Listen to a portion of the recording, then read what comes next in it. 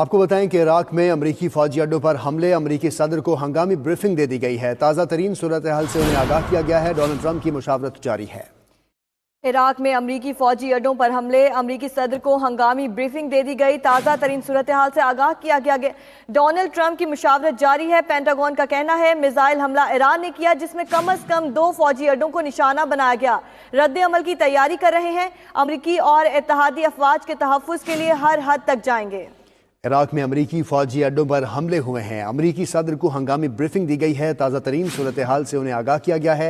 Donald Trump की मुशावरत भी इस वक्त जारी है। पेंटागन का ये कहना है मिसाइल हमला ईरान ने किया, जिसमें कम अज़ कम 2 फौजी अड्डों को निशाना बनाया गया है। रद्द अमल की तैयारी कर रहे हैं। अमरीकी और इत्तेहादी अफवाज के तहफ़्फ़ुज़ के लिए हर हद तक जाएंगे। इराक में अमरीकी फौजी अड्डों पर हमला किया गया है। अमरीकी सदर को हंगामी ब्रीफिंग भी दी गई है।